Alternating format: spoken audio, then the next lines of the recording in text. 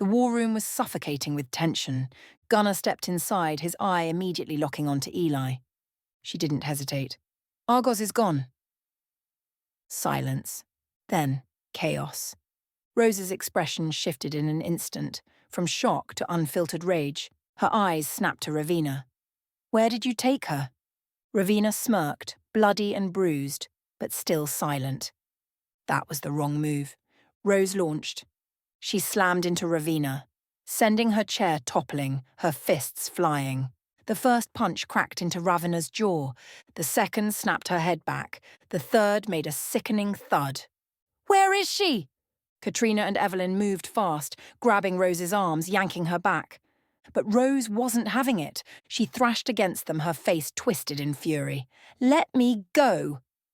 Ravina laughed, spitting blood onto the floor. "Is that all you've got?" Rose snarled, breaking free, ready to go again, until Gunnar's voice cut through the room. "Enough." It wasn't loud. It wasn't angry. But it held weight. The kind that could crush mountains. The team froze. Even Rose, chest heaving, fists clenched, hesitated. Gunnar took a step forward, then another. Ravina looked up at him, something flickering in her eyes, just for a second. Something like fear. "You're wasting your time," she sneered. "I'm not telling you anything."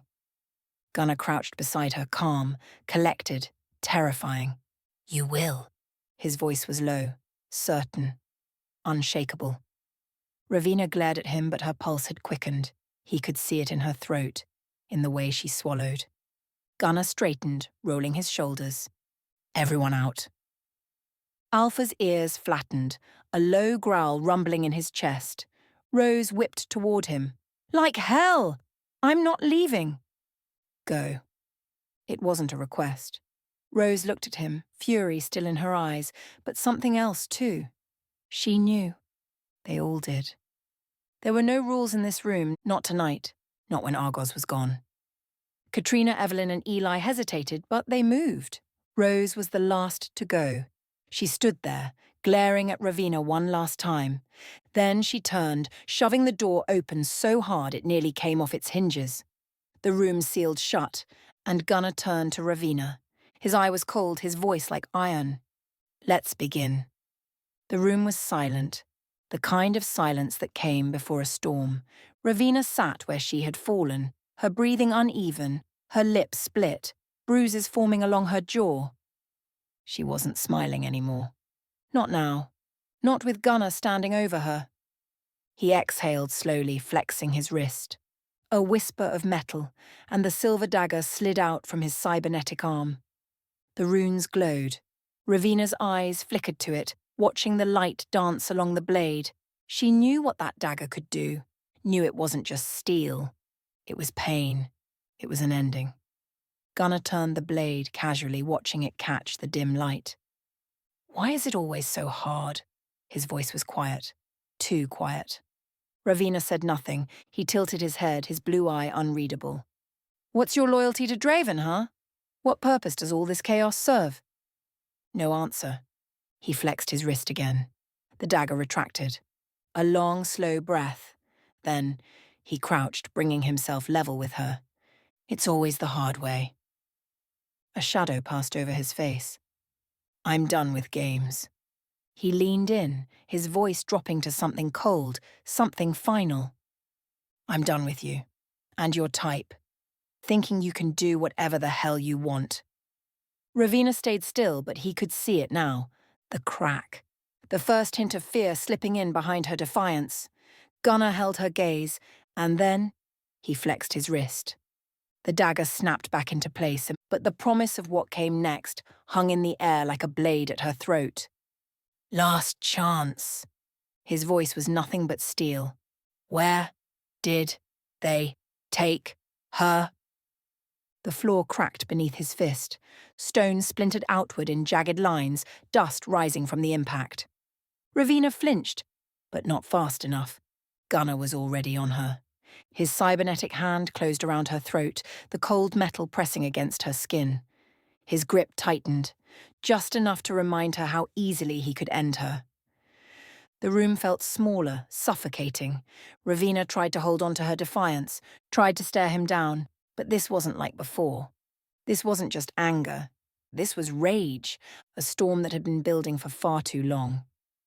Gunner's eye burned into her, his voice nothing but quiet, lethal steel. Last chance. Ravina's breath hitched. She could feel the metal against her throat. He was going to do it. This wasn't a bluff. This wasn't a game. She cracked. All right. Her voice was hoarse, shaking. I'll talk. Gunner didn't move, didn't loosen his grip. Start talking. Ravina coughed, eyes flickering in panic. Draven wants control of everything. Every realm, every crossing, every portal. He's gathering power, influence. He's using people like me, like the captain, as pawns. Gunner said nothing, but his jaw clenched. Ravina kept going. I freed Trinity. That made him freeze. His grip twitched. Ravina swallowed hard. She's in the wind. I don't know where. Gunner gritted his teeth, breathing sharply through his nose. And Argoz. Ravina nodded quickly, desperate now. The captain wasn't working with me. It was a coincidence, but he will take her to Mirkdust, to Draven. A cold realization settled over him. Ravina gasped, trying to lift her chin away from the press of his fingers. Draven has the ability to open rifts anywhere. He doesn't need an anchor. He's impossible to trap.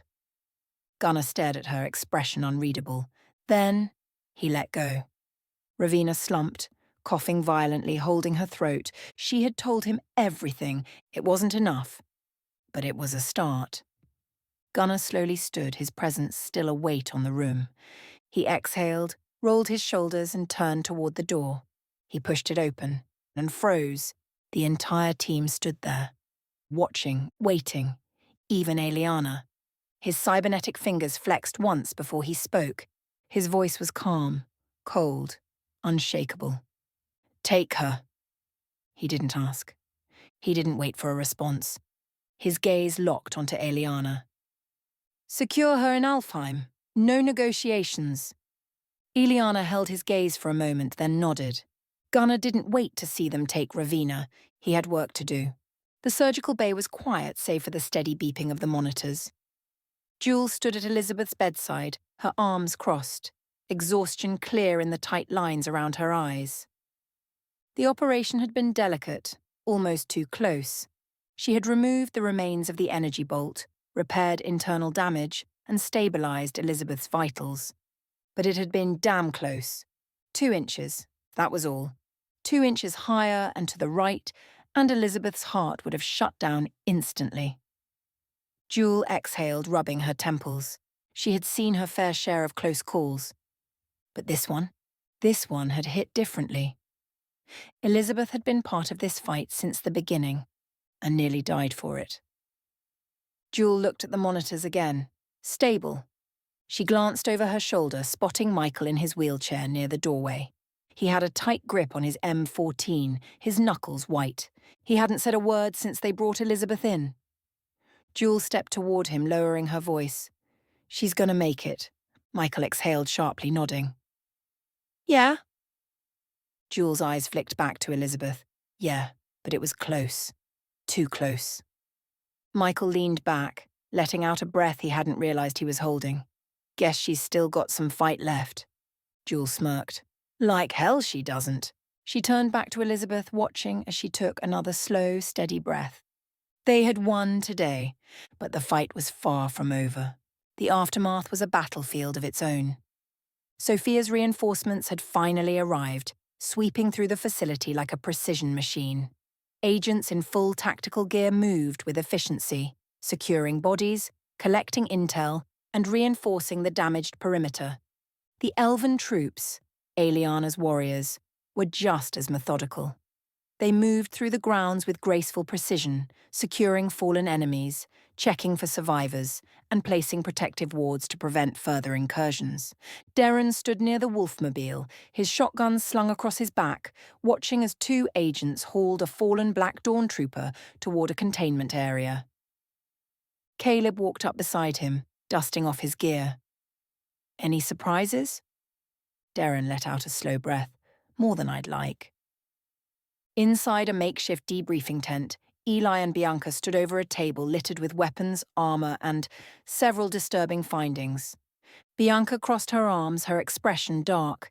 This isn't just voidstone infusion, it's something else. Something worse. On the table lay a dissected Black Dawn trooper's arm, the flesh stripped back to reveal unnatural reinforcement. Eli pointed at a network of darkened veins and strange, rune-etched metallic plates embedded into the muscle tissue. These aren't enhancements, they're integrations. Darren frowned. In English? Eli exhaled. Draven isn't just using voidstone anymore, he's fusing magic directly into them. These soldiers aren't just enhanced, they're evolving. Eli adjusted her glasses, which means Ravina wasn't just experimenting, she was perfecting it. Eli glanced at the datapad beside her. I'll need more time to break it down, but one thing is clear. Draven isn't just arming his forces, he's rewriting the rules. Darren sighed. I hate that guy. Caleb smirked. Get in line. Across the camp, the clean-up efforts continued.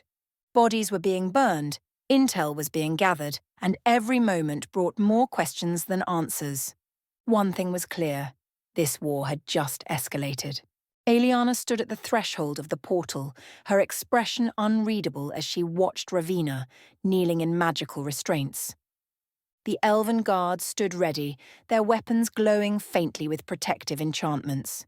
Ravina was bloodied but unbowed, her eyes burning with defiance, despite the bruises marring her face. Eliana exhaled slowly. She had seen many creatures of darkness, many who had chosen the wrong path, but Ravina was different. She wasn't mindless. She wasn't a puppet. She had chosen this path knowing full well what it cost. Eliana stepped forward, her gaze sharp. Stand. Ravina smirked but didn't move. You sure you want to take me to Alfheim, Princess? Might corrupt all your pretty delicate people. Eliana didn't blink. She simply lifted a hand. A surge of magic erupted beneath Ravina, yanking her up with an invisible force. She stumbled, her smirk faltering for just a second. Eliana's voice was like steel wrapped in silk. You misunderstand, Ravina. You're not being taken to Alfheim as a guest. You are a prisoner of the Guardian Council. And unlike Draven, we do not play games. Ravina scoffed, but there was unease behind her defiance. Oh, please. You think your little council scares me. Eliana tilted her head, the faintest ghost of a smile on her lips. But you should be terrified of me. Ravina's smirk faded. Eliana leaned in slightly, lowering her voice. You have seen what I can do, even while bound by my oaths. In Alfheim, I will not be bound. The council will demand answers, and I will be the one to extract them. A faint shimmer of magic wrapped around Eliana's fingertips, crackling like static in the air. Ravina exhaled sharply, her confidence flickering. Eliana watched her for a long moment. Then, without another word, she turned toward the portal. The guards moved in, gripping Ravina by both arms, dragging her toward the glowing gateway. Ravina glanced back, her eyes flickering with something unreadable. This isn't over. Eliana didn't stop walking, didn't look back. Her voice was calm but final. It isn't. And with that, they stepped through the portal, vanishing into the realm of the elves. The war room was silent. Not the heavy, oppressive silence of loss, not the quiet rage that had settled over them after Lyra disappeared. This was different. This was exhaustion, calculation, the calm before the next inevitable storm. Gunnar stood at the head of the room, arms crossed, eyes scanning over every face. Clara, still pale from the merge, sat with Omega at her side, looking steadier than before. Eli leaned against the console, her violet eyes sharp, the datapad in her hands filled with grim findings.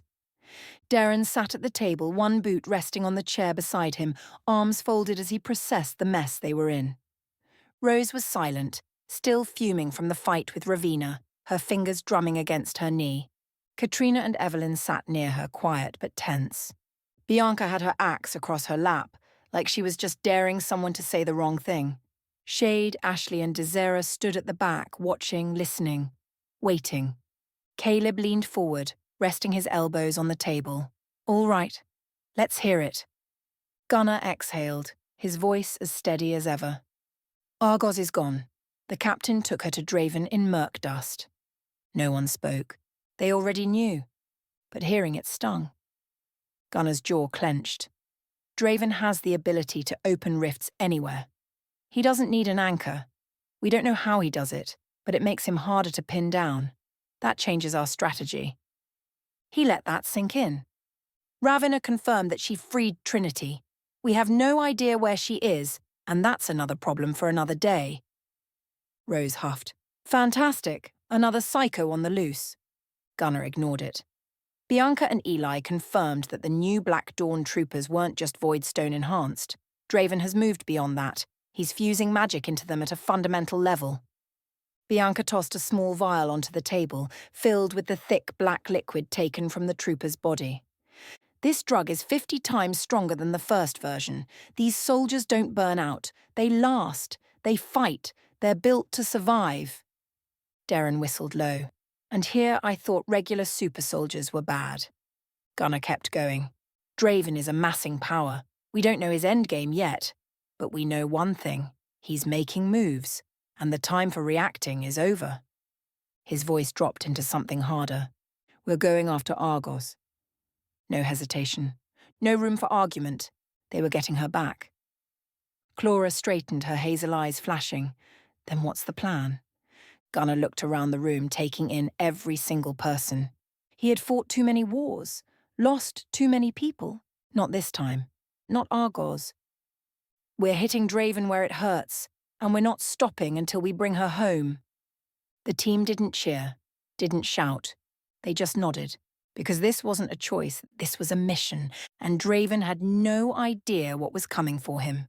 The folding table collapsed beneath Gunnar's cybernetic arm with a sharp crack, sending reports, scattered rounds, and an empty coffee mug tumbling to the floor. He barely registered it. This week had cost too much. Gunnar rubbed a hand over his face, scanning the reports one last time before they lay scattered at his feet. 3 KIA from the facility security team, 5 seriously wounded, 8 walking wounded. No students lost, but the facility's defences had been shredded. The outer buildings were wrecked. The kennels and stables needed major repairs. And then, the supplies. Wolfmobile ammo. Under 100 enchanted rounds. 50 cal rounds, 100 left. 7.62mm. Only 100 rounds for the Wolfmobile. 5.56mm, 30,000 remaining. Pistol ammo. Expended. The enemy losses were high, but it barely felt like a victory. 150 thralls at the facility. 10 Black Dawn troops, 1 mage. 20 thralls at the workshop, 15 Black Dawn. 5 mages, 1 super trooper. And that damn super trooper was still sitting in Bianca's kitchen cooler, driving her insane. Gunnar leaned back in his chair, jaw clenched, exhaustion pressing into him. This wasn't over. A soft knock at the door. He exhaled sharply, dragging a hand down his face. What? The door pushed open and Jules stepped in, still in her scrubs, looking as exhausted as he felt. She glanced at the broken table, the mess on the floor, but didn't comment. Elizabeth's stable, she said simply. She's expected to make a full recovery. Gunnar nodded but didn't speak, still staring at the chaos around him. Jewel crossed her arms, watching him carefully. You need sleep before you put a hole in the wall next, she muttered. Before Gunnar could respond, another knock. The door opened again and Eli stepped in, datapad in hand.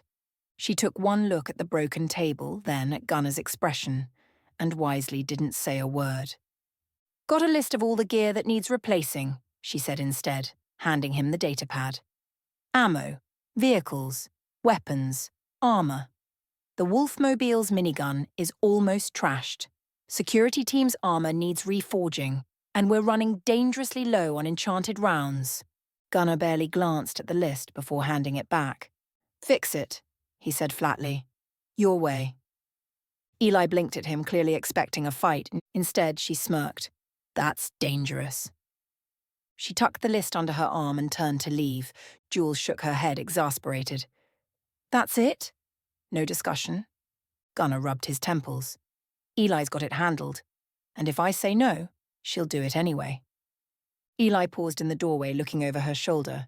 Just so you know, she said lightly, I'm ordering a real desk this time. No more collapsible tables. And with that, she was gone. Jules sighed, glancing at the broken table again. Seriously, she muttered, this is why we can't have nice things. Gunnar just leaned back in his chair. The war was far from over, but for tonight, at least, it was quiet.